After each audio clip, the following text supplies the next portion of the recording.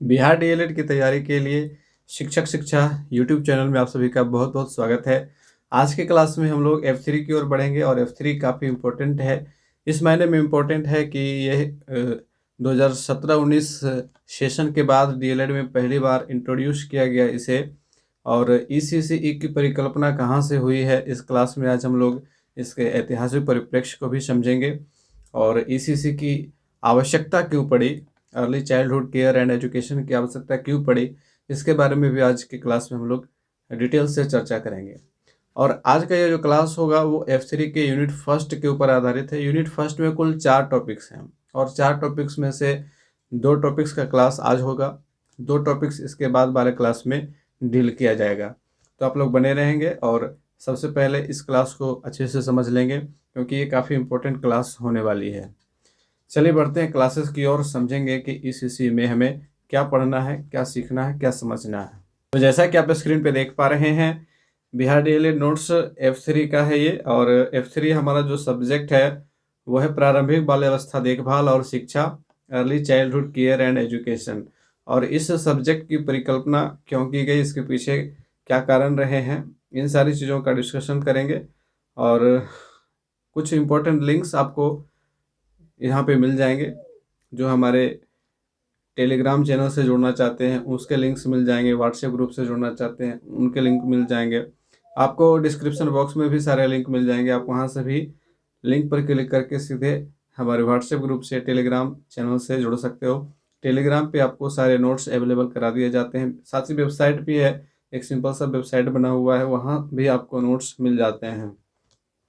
तो इकाई जो फर्स्ट हमारा है प्रारंभिक बाल्यावस्था देखभाल और शिक्षा की समझ है और इस के अंतर्गत टोटल 4 टॉपिक्स हैं और इन 4 टॉपिक्स में से आज के इस क्लास में हम लोग 2 टॉपिक्स को क्लियर करेंगे, फिर 2 जो बचेंगे टॉपिक्स उसे अगले क्लास में क्लियर कर लिया जाएगा। तो आप लोग बने रहेंगे क्लासेस में। और सबसे पहली चीज़ जो है वो प्रारंभिक बाल्यावस्था देखभाल और शिक्षा की परिकल्पना कैसे की गई और इसके पीछे जो सिस्टम काम करता है हमारे देश के अंदर, हमारे राज्य के अंदर, उसकी समझ आपको कितनी है, इसकी एक जांच के लिए मैं आप लोगों को थोड़ा एक छोटा सा पजल देना चाह रहा हूं।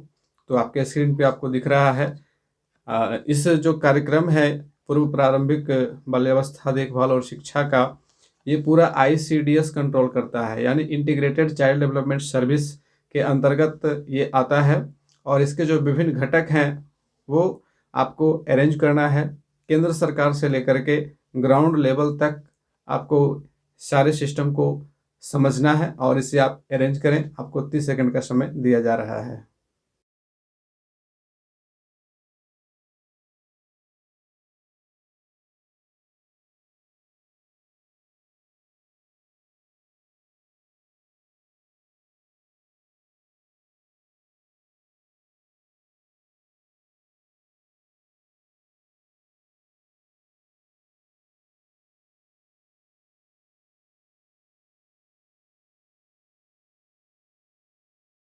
तीस सेकंड पूरे हो चुके हैं और उम्मीद है कि आप लोगों ने अरेंज किया होगा इसे। चलिए अब इसे समझते हैं।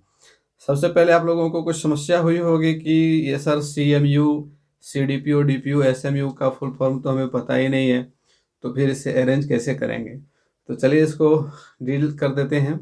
CMU जो है वो है सेंट्रल मॉनिटरिंग यूनिट, ठीक है। सेंट्रल मॉनिटरिंग यूनिट यानी कि जो केंद्र सरकार है उसका मॉनिटरिंग यूनिट है, पूरे ICDS कार्यक्रम को वो मॉनिटरिंग करती है। और यह जो है महिला एवं बाल विकास मंत्रालय के अधीन आता है, ठीक है। Women and child development ministry of India के अंतर्गत आता है। और आंगनबाड़ी बाल वाटिका आप लोगों को समझ में आ रहा होगा। CDPO का मतलब होता है, CDPO जो है वो एक अधिकारी होते हैं, बाल विकास परियोजना पदाधिकारी इन्हें कहा जाता है, चाइल्ड डेवलपमेंट प्रोजेक्ट ऑफिसर कहा जाता है। और DPO डिस्ट्रिक्ट प्रोग्राम ऑफिसर जिला कार्यक्रम पदाधिकारी होते हैं। और SMU जो है वो है स्टेट मॉनिटरिंग यूनिट। तो इसे हम इस प्रकार से ऊपर से क्रम में सजाएंगे जिसे आप यहाँ पे देख पा रहे हो। तो ये सही वे है। सबसे पहला जो यूनिट है वो है CMU यानी कि सेंट्रल मॉनिटरिंग यूनिट, जिसे भारत की महिला एवं बाल विकास मंत्रालय के अंतर्गत रखा गया है। यह पूरे देश भर में ICDS कार्यक्रम को कंट्रोल करता है, मॉनिटरिंग करता है ना। और इसके नीचे आता है SMU, स्टेट मॉनिटरिंग यूनिट। राज्य के अंतर्गत जो काम हो रहे हैं ICDS को लेकर के, उसका मॉनिटरिंग करने का एक स्टेट लेवल पे यूनिट होता है। और इसके नीचे आते हैं DPO, डिस्ट्रिक्ट प्रोग्राम ऑफिसर्स, यानी कि जिला कार्यक्रम पदाधिकारी। तो जिला कार्यक्रम पदाधिकारी कई प्रकार के होते हैं, उनमें से एक ICDS के अंतर्गत आते हैं। ICDS यानी इंटीग्रेटेड चाइल्ड डेवलपमेंट सर्विसेज, ठीक है, समेकित बाल विकास परियोजना इसको कहते हैं। और इसके नीचे जो है वो CDPO आते हैं।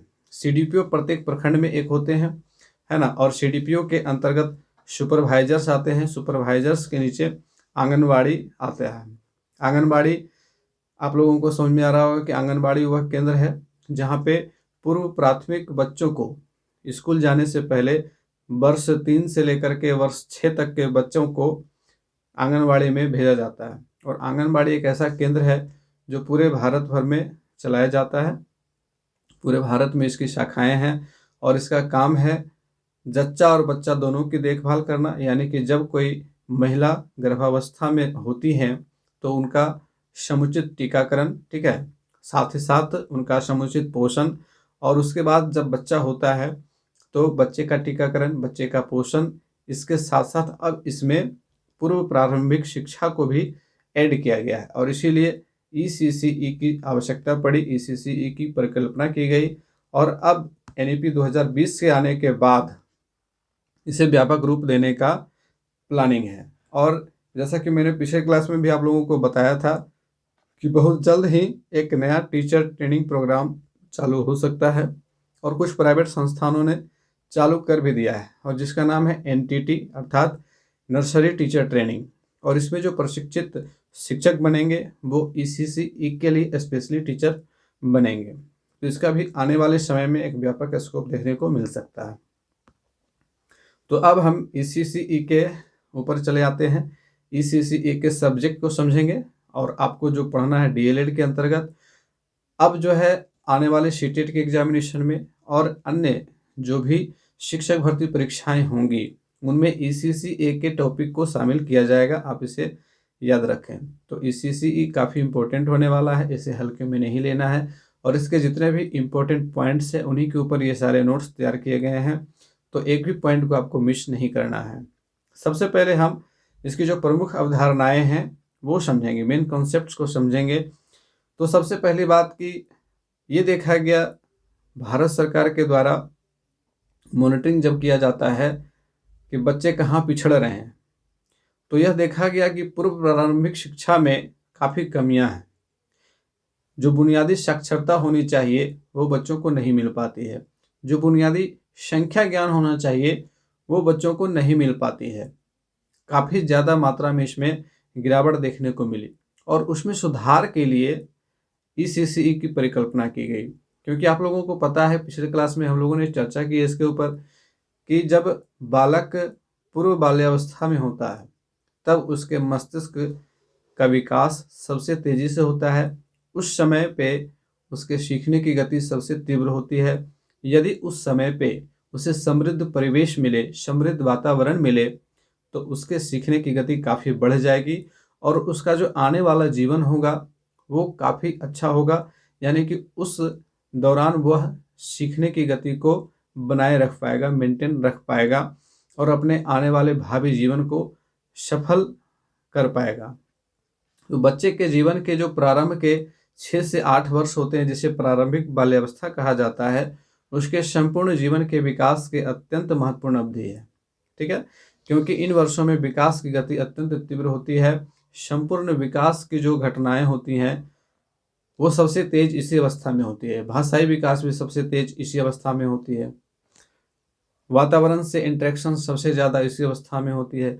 बच्चों के मन में जिज्ञासाएं इसी अवस्था में सबसे ज़्यादा होती हैं। उनके प्रश्न जो होते हैं वो काफ़ी कठिन होते हैं, उनके जवाब देना प्रायः दुरूह हो जाता है। यदि ये प्रारंभिक वर्ष उत्प्रेरक और समृद्ध भौतिक एवं मनोसामाजिक परिवेश द्वारा समर्थित व पोषित न किए जाएं, तो बालक के मस्तिष्क की सक्षमताओं के पूर्ण विकास की संभावना कम हो जाती है, जिसकी भरपाई बाद में नहीं की जा सकती है। It is not possible to sustain the development of a child later if there is not a fluent print material and fluent all these educational environment around a child। तो आगे के वर्षों में इसकी भरपाई नहीं हो पाएगी। तो प्रारंभिक बाल्यावस्था एवं बच्चों की बुनियादी ज़रूरतों जो फंडामेंटल नीड्स हैं उनको पूरा करने हेतु भारत सरकार ने सबसे पहले 2 अक्टूबर 1975 ईस्वी को ICDS या आंगनवाड़ी कार्यक्रम की शुरुआत की थी। ICDS कार्यक्रम की शुरुआत 1975 ईस्वी में हुई थी, सबसे पहले आप इसे याद रखेंगे। लेकिन उस समय 1978 के बाद फिर इसे पोस्टपोन कर दिया गया, इसे ठंडे बस्ते में डाल दिया गया। बाद में फिर 2012 ईस्वी में यह उभर करके आया। 2012 में इसे पुनर्गठित किया गया और बाकायदे एक संकल्प पत्र जारी करके गैजेट ऑफ इंडिया में प्रकाशित किया गया और ECCE पूर्व प्राथमिक शिक्षा देखभाल इसको एक समेकित रूप से लागू किया गया 2013 ईस्वी में। ठीक है, 2012 में ही लागू किया गया, वो 2013 में इम्प्लीमेंट हो गया। तो अब इसके अंतर्गत कौन कौन सी चीज़ों को शामिल किया गया? सबसे पहले जो 1975 ईस्वी में शुरुआत की गई थी ICDS कार्यक्रम की, तो उसमें गर्भवती महिलाओं तथा दूध पिलाने वाली माताओं के स्वास्थ्य, पोषण और विकास की आवश्यकताओं पर फोकस किया गया था। वहाँ पे पूर्व प्रारंभिक जो शिक्षा देने की बात थी वो नहीं थी उस समय। तो इसके बाद फिर इसे ठंडे बस्ते में डाल दिया गया और ये वहाँ पड़ा रहा। फिर बाद में 2012 ईस्वी में आंगनबाड़ी कार्यक्रम की शुरुआत की गई और पूर्व प्रारंभिक शिक्षा के ऊपर जोर दिया गया और इसमें पूर्व प्राथमिक शिक्षा को शामिल किया गया। वर्ष 2013 ईस्वी में राष्ट्रीय प्रारंभिक बाल्यावस्था देखभाल तथा शिक्षा परिषद का संकल्प पत्र जारी करते हुए ECCE अर्थात early childhood care and education को व्यापक रूप दिया गया। इस नीति के अनुसार राष्ट्रीय प्रारंभिक बाल्यावस्था देखरेख तथा शिक्षा परिषद भारत सरकार के महिला एवं बाल विकास मंत्रालय के तहत राष्ट्रीय स्तर की संस्था होगी। ठीक है, ICDS को महिला एवं बाल विकास मंत्रालय के अंतर्गत रखा गया और इसे राष्ट्रीय स्तर की संस्था बनाया गया। जो प्रशिक्षण पाठचर्या की रूपरेखा, मानकों तथा संबद्ध कार्यकलापों की पद्धतियां उपलब्ध कराएगी तथा प्रारंभिक बाल्यावस्था देखरेख तथा शिक्षा में सुधार करने के उद्देश्य से कार्यात्मक अनुसंधान को बढ़ावा देगी। तो ये सारा एक व्यापक दृष्टिकोण दिया गया, एक वास्ट विजन के साथ इसे लॉन्च किया गया। अब इसकी अवधारणा जो है, विजन्स जो है, उसे हम समझेंगे। तो सबसे पहली चीज कि यह स्वीकार करते हुए कि बाल विकास सतत एवं संचयी प्रक्रिया है जो जीवन चक्र के दृष्टिकोण का अनुसरण करता है। व्यापक बाल विकास की दिशा में प्रारंभिक बाल्यावस्था देखरेख तथा शिक्षा साक्ष्य आधारित संकल्पना और प्रथाओं को दृढ़तापूर्वक स्थापित करना है। यानी कहने का तात्पर्य ये हुआ कि ECCE की परिकल्पना को धरातल पर लागू किया जाना आवश्यक हो गया, क्योंकि बच्चों के बाद के जो विकास के क्षेत्र थे उसका अध्ययन किया गया। लर्निंग आउटकम का अध्ययन जब किया गया तो पाया गया कि बच्चों की जो संख्या ज्ञान है, उनकी जो बुनियादी साक्षरता है, उनमें कहीं ना कहीं कमियां रह गई हैं। और ये कमियां कहाँ पे पाई गई? तो ये पाया गया कि 6 वर्ष की अवस्था तक बच्चों को कोई शिक्षा देने की प्रणाली नहीं थी। ऐसे लोग अपने जनरली लोग घर में पढ़ाते हैं, वो अलग बात है, लेकिन एक संस्थागत रूप से जो बच्चों को चाहिए वो नहीं था। ठीक है, तो ये पाया गया कि बहुत सारे ग्रामीण क्षेत्र में, जहाँ बच्चों को वैसे भी काफ़ी पिछड़ा क्षेत्र रहता है ग्रामीण क्षेत्र हमारा, तो वहाँ पढ़ाई का मामला ऐसे भी पिछड़ा हुआ। तो पूर्व प्रारंभिक शिक्षा वहाँ नगण्य थी। तो इसकी भरपाई के लिए एक संस्था के रूप में एक नई सोच के साथ एक नए संस्था की स्थापना की परिकल्पना की गई, ज़रूरत महसूस की गई और इसी को लेकर के ECCE को लागू किया गया और जिसके अंतर्गत आंगनवाड़ी को शामिल किया गया, आंगनवाड़ी को लॉन्च किया गया, जिसमें बच्चों के पोषण के साथ साथ उनके पूर्व प्रारंभिक शिक्षा देने की सुनियोजित संकल्पना भी तैयार की गई। अब आप इसे इंग्लिश में भी देख सकते हो। जो इंग्लिश के स्टूडेंट्स हैं उनकी शिकायतें थी कि सर इंग्लिश में भी कुछ इम्पोर्टेंट टॉपिक्स को दे दें, तो यहाँ पे इसी टॉपिक को इंग्लिश में भी दे दिया गया है। To firmly establish evidence based concept and practices of early childhood care and education towards holistic child development by recognizing that child development is continuous and cumulative that follows a life cycle approach. आप इसे download कर लेंगे, notes वगैरह सब आपको Telegram channel पे available करा दिया जाएगा, उसके लिए आप चिंता ना करें। अब एक और अवधारणा है कि यह स्वीकार करते हुए, वही पेज फिर से आ गया। तो प्रारंभिक बाल्यावस्था देखभाल और शिक्षा न केवल प्रत्येक बच्चे का अधिकार है, बल्कि दीर्घकालिक दृष्टि से देखा जाए तो राष्ट्र को उपलब्ध होने वाली जन संसाधन रूपी पूंजी की गुणवत्ता पर भी इसका असर देखा जा सकता है। ये निश्चित रूप से है कि यदि प्रारंभिक अवस्था में बच्चों को अच्छी शिक्षा ना दी जाए तो उनका आने वाली जो अवस्थाएं होंगी उसमें भी वे पिछड़ जाएंगे। तो यही प्रारंभिक बाल्यावस्था देखभाल एवं शिक्षा के महत्व का तर्कसंगत आधार है ना। एक बहुत ही लॉजिकल बेस बनता है कि यदि बच्चों को पूर्व प्रारंभिक अवस्था में समृद्ध वातावरण ना दिया जाए तो उनकी आने वाली अवस्थाओं में उन्हें कमजोरी देखने को मिलेगी। एक और अवधारणा है कि बच्चे की विकास प्रक्रिया लगातार जारी रहती है। यह एक क्रमिक और अग्रगामी प्रक्रिया है, ठीक है। जो पहले होता है वह बाद वाले को प्रभावित करता है, जो घटनाएं पहले होती हैं वह बाद वाले को प्रभावित करता है। यदि प्रारंभिक अवस्था में बच्चों को शिक्षा ना दी जाए तो डायरेक्ट वे क्लास 1 में जाएंगे 6 वर्ष की अवस्था में, और वहाँ पे वे क्या सीखेंगे? सबसे पहले अक्षर ज्ञान सीखेंगे, जबकि क्लास 1 तक जाते जाते उन्हें बुनियादी साक्षरता और बुनियादी संख्या ज्ञान हो जाना चाहिए। तो इसलिए पूरे बचपन में विचार करते समय हमें प्रसव पूर्व से लेकर के आरंभिक स्तर तक की अवधि को ध्यान में रखना चाहिए। प्रसव पूर्व अर्थात माता की गर्भावस्था के समय से ही बच्चों का उचित देखभाल होना जरूरी है, और इसीलिए ICDS को मजबूत किया गया। पहले केवल जच्चे बच्चे को ध्यान में रख करके इस कार्यक्रम को लॉन्च किया गया था, लेकिन उसके बाद इसमें पूर्व प्रारंभिक शिक्षा को शामिल किया गया। स्वास्थ्य, पोषण और शिक्षा, मनोवैज्ञानिक विकास, ये सभी सहक्रियात्मक रूप से परस्पर संबंधित है ना। All this things are interconnected. स्वास्थ्य, हेल्थ, पोषण, न्यूट्रिशन और शिक्षा, एजुकेशन, मनोवैज्ञानिक विकास, साइकोलॉजिकल डेवलपमेंट, ये सभी एक दूसरे से इंटरकनेक्टेड है, जो एक समग्र दृष्टिकोण के माध्यम से बच्चे की सभी आवश्यकताओं को पूरा करने के लिए एक वातावरण बनाते हैं। उपरोक्त तथ्यों के आधार पर प्रारंभिक बाल्यावस्था देखभाल एवं शिक्षा को लागू किया गया। तो ये अवधारणा थी, ठीक है। ECCE को क्यों लागू किया गया, इसके ऊपर सवाल आते हैं DLED के अंतर्गत कि ECCE को लागू करने के पीछे अवधारणा स्पष्ट करें। तो आप इतना सारा अगर लिख दोगे तो आपके फुल मार्क्स मिल जाएंगे।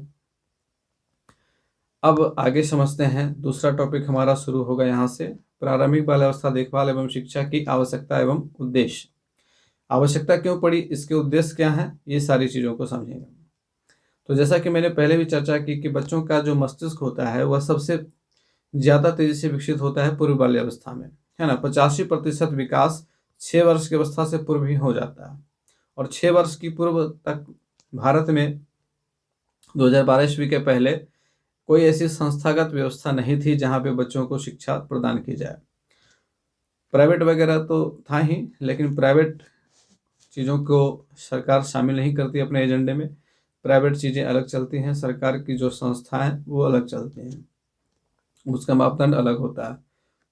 तो मुख्य रूप से देखा जाए तो 2012 तक ऐसी कोई व्यवस्था नहीं थी जहाँ की 6 वर्ष तक के 3 से 6 वर्ष की जो अवस्था होती है जिसे पूर्व प्रारंभिक अवस्था कहते हैं, पूर्व बाल्यावस्था कहते हैं, तो उस अवस्था में बच्चों को शिक्षा देने की, बच्चों के देखभाल की ऐसी कोई संस्था नहीं थी, ऐसा कोई ढांचा तैयार नहीं किया गया था। तो बच्चों के मस्तिष्क के उचित विकास और शारीरिक वृद्धि को सुनिश्चित करने के लिए उसके आरंभिक 6 वर्षों को महत्वपूर्ण माना जाता है। वर्तमान समय में विशेष रूप से सामाजिक आर्थिक रूप से वंचित पृष्ठभूमि के करोड़ों बच्चों के लिए गुणवत्तापूर्ण प्रारंभिक बाल्यावस्था देखभाल और शिक्षा की आवश्यकता है, ठीक है। आपको इस पर भी सवाल पूछे जाएंगे कि प्रारंभिक बाल्यावस्था देखभाल और शिक्षा की आवश्यकता क्यों पड़ी, तो आप वहाँ पे इस पॉइंट को लिख सकते हो। विभिन्न सर्वेक्षणों से बहुत सारे सर्वे किए गए जिससे यह संकेत मिला कि हम वर्तमान में सीखने की गंभीर समस्या से जूझ रहे हैं, ठीक है। वर्तमान में प्राथमिक विद्यालय में बड़ी संख्या में शिक्षार्थियों ने, जिसकी अनुमानित संख्या 5 करोड़ से भी अधिक है, अप्रोक्स 5 करोड़ चिल्ड्रेन, बुनियादी साक्षरता और संख्या ज्ञान भी नहीं सीख पाते हैं। ठीक है, अर्थात ऐसे बच्चों को सामान्य लेख को पढ़ने, समझने और अंकों के साथ बुनियादी जोड़ और घटाव करने की क्षमता भी नहीं है। और ये काफ़ी बड़ा लॉस है। एक राष्ट्र के नज़रिए से देखा जाए, एक समाज के नज़रिए से देखा जाए तो निरक्षरता काफ़ी बड़ी लॉस है। इसकी क्षतिपूर्ति नहीं की जा सकती है। यह कई पीढ़ियों को पीछे ले जाता है। ठीक है, जिस परिवार में लोग पढ़े लिखे नहीं हैं वह अभी भी काफ़ी पिछड़ा हुआ है, और अगर उस परिवार का कोई बच्चा पढ़ने के लिए आता है तो वह फर्स्ट जनरेशन है जो साक्षर होगा। लेकिन उसका जब लर्निंग आउटकम देखा जाता है तो पाया जाता है कि उसके पास बुनियादी संख्या ज्ञान, बुनियादी साक्षरता नहीं है। और इसके पीछे का कारण ये देखा गया कि 6 वर्ष तक की अवस्था, 3 से 6 वर्ष की जो अवस्था है, वहाँ पे ऐसी कोई संस्था नहीं थी जहाँ पे बच्चों को उचित देखभाल के साथ साथ उचित शिक्षा मिल सके। तो इस विसंगति को दूर करने के लिए ECCE की आवश्यकता महसूस की गई। ठीक है, सभी बच्चे मूलभूत साक्षरता और संख्या ज्ञान FLN, ठीक है, FLN foundational learning and numeracy इसको कहते हैं, मूलभूत साक्षरता और संख्या ज्ञान। अभी हम लोगों की ट्रेनिंग चल रही है, ऑनलाइन ट्रेनिंग होती है और हम लोग इसके ऊपर ट्रेनिंग ले रहे हैं, FLN के ऊपर। तो इसको प्रदान करने के उद्देश्य से ECCE की आवश्यकता महसूस की गई। एक और आवश्यकता, भारत में बढ़ते कुपोषण दर को कम करने के उद्देश्य से भी ECCE की आवश्यकता महसूस की गई। अब इसमें कुपोषण के दर को कम करने के लिए क्या पॉइंट है, तो चूंकि ECCE के अंतर्गत प्रसव अवस्था से लेकर के, यानी कि प्रसव पूर्व अवस्था से लेकर के पूर्व प्रारंभिक अवस्था तक ध्यान रखने की बात की गई है। तो वहाँ पे ये ध्यान भी रखा गया है कि गर्भावस्था के दौरान माता को उचित पोषण मिले, उचित टीकाकरण हो, इम्यूनाइजेशन उनका अच्छे से हो। ठीक है, और जब बच्चे का जन्म होता है तो उसको प्रॉपर तरीके से टीके लगाए जाएं, है ना। जो भी वैक्सीनेशन का कार्यक्रम है वह बच्चे को एक निश्चित रूप से मिले, उसके लिए मिशन इंद्रधनुष भी लागू किया गया टीकाकरण अभियान को पूरा करने के लिए। तो इन्हीं सारी चीज़ों को लेकर के यह महसूस किया गया, आवश्यकता महसूस की गई कि ECCE को लागू करना अनिवार्य है। अब समझेंगे उद्देश्य को कि ECCE के उद्देश्य क्या रहे हैं। तो राष्ट्रीय ECCE परिषद का मुख्य उद्देश्य 0 से 6 वर्ष की आयु वर्ग के छोटे बच्चों के लिए अपेक्षित गुणवत्ता के साथ सर्वांगीण तथा समेकित विकास के लिए अवधारणा तथा प्रथा बनाना है। ठीक है, ये सबसे पहला उद्देश्य है, सबसे पहला लक्ष्य है, एम है कि अपेक्षित गुणवत्ता के साथ सर्वांगीण तथा समेकित विकास, सर्वांगीण तथा समेकित विकास के लिए अवधारणा तथा प्रथा बनाना है। दूसरा है कि शिक्षा एवं देखभाल में संतुलन स्थापित करना है। शिक्षा और देखभाल दोनों में बैलेंस होना काफ़ी जरूरी है। ऐसा नहीं है कि हम शिक्षा दे रहे हैं और छोटे छोटे बच्चों का देखभाल नहीं कर रहे हैं, या फिर केवल देखभाल कर रहे हैं और उन्हें शिक्षा नहीं दी जा रही है। तो दोनों में संतुलन स्थापित होना जरूरी है। शिशुओं की ज्ञानेंद्रियों का विकास करना। शिशुओं की ज्ञानेंद्रियों का विकास कैसे होगा, तो प्ले स्कूल की अवधारणा आप लोगों को मालूम है, तो उसी के बेस पे आंगनबाड़ी बनाया गया है। ठीक है, आंगनबाड़ी का उद्देश्य यही है कि प्ले स्कूल जिस प्रकार से प्राइवेट संस्थाएं चलाती हैं, जहाँ पे बच्चों को, छोटे छोटे बच्चों को बहुत सारी सुविधाएं दी जाती हैं, खेल गतिविधि के माध्यम से खेल खेल में उन्हें शिक्षा भी प्रदान की जाती है। तो बिल्कुल उसी अवधारणा को, उसी कॉन्सेप्ट को लागू किया गया। और इसमें हम लोग आगे इसके पीछे के जो प्रोपेगेटर रहे हैं, जो शिक्षाविद रहे हैं, जैसे मारिया मोंटेसरी, फ्रेडरिक फ्रोबेल, इन मनोवैज्ञानिकों के, इन शिक्षाविदों के सिद्धांतों को पढ़ेंगे, समझेंगे। मैं आप लोगों को बताता चलूँ कि जो प्ले स्कूल है उसकी अवधारणा मारिया मोंटेसरी ने दी थी, और LKG UKG इन सब को नाम आप लोगों ने सुना था। किंडरगार्टन पद्धति का नाम आप लोगों ने सुना है। तो किंडरगार्टन प्रणाली जो है वह फ्रेडरिक फ्रोबेल की देन है। तो इसके बारे में हम लोग यूनिट में आगे चर्चा करेंगे। अगला उद्देश्य है कि शिशु में होने वाले हर परिवर्तन का सूक्ष्मता से अवलोकन करना। जो भी परिवर्तन हो रहे हैं बच्चों में, उसका सूक्ष्मता के साथ अवलोकन करना और उसमें अपेक्षित सुधार करना। अगला है कि शिशुओं को औपचारिक या प्राथमिक शिक्षा में प्रवेश के लिए तैयार करना, है ना। उन्हें इस लायक बनाना कि जब वे प्राथमिक कक्षा में जाएं, कक्षा 1 में जाएं, तो वो उन सारी चीज़ों से अवगत हों जो उन्हें होना चाहिए। जैसे संख्या से वे परिचित हों, उनमें मूलभूत साक्षरता होनी चाहिए, अक्षर ज्ञान होना चाहिए, चीज़ों के नाम आने चाहिए, अपने पार्ट्स ऑफ बॉडी के बारे में उनकी जानकारी होनी चाहिए, ऑल दिस थिंग्स। अगला है शिशुओं को घर जैसा वातावरण प्रदान कर आनंददायी शिक्षा देना। वहाँ पे जो परिवेश होगा वो आनंददायी परिवेश होगा, वहाँ झूले लगाए जाएंगे, शीशा लगाया जाएगा, तो काफ़ी इंटरेस्टिंग बनाया जाए, जिससे कि बच्चों को ऐसा ना लगे कि हमें कहीं कैद करके रखा गया है ना। घर जैसा वातावरण प्रदान करना और आनंददायी शिक्षा देना। अगला है कि मनोवैज्ञानिक ढंग से शिक्षा की नई कार्य प्रणाली तैयार करना। मनोवैज्ञानिक ढंग से, है ना, एक सिस्टमेटिक ढंग से, ताकि बच्चों में जो भी विकास है, विकासात्मक आयाम है, संज्ञानात्मक आयाम है, उनमें जो सूक्ष्म गत्यात्मक कौशल हैं, उनका सही ढंग से विकास होना जरूरी है। तो इस प्रकार से शिक्षा की नई कार्य प्रणाली तैयार करना। अगला है शिशुओं का संज्ञानात्मक, व्यक्तिगत, सामाजिक एवं संवेगात्मक, शारीरिक, भाषाई एवं सृजनात्मक विकास करना। और ये सारे इंपॉर्टेंट टॉपिक्स हैं, इनके ऊपर हम लोग आगे के यूनिट में डिटेल से चर्चा करेंगे। तो इस प्रकार से यहाँ पे हमारा आज का पहला क्लास समाप्त होता है। फर्स्ट और सेकंड टॉपिक्स को हम लोगों ने डिस्कस कर लिया, बाकी के बचे 2 टॉपिक्स को अगले क्लास में डिस्कस किया जाएगा। उम्मीद है कि आप लोगों को क्लास अच्छा लगा होगा। लाइक, शेयर और सब्सक्राइब करना नहीं भूलेंगे, और कोशिश करेंगे कि जितने ज़्यादा हो सके आप अपने फ्रेंड्स को, अपने अन्य कॉलेज के स्टूडेंट्स तक शिक्षा को पहुंचाएं, ताकि वे सभी इसका लाभ ले सकें। मिलते फिर से अगले क्लास में, तब तक के लिए गुड बाय, टेक केयर।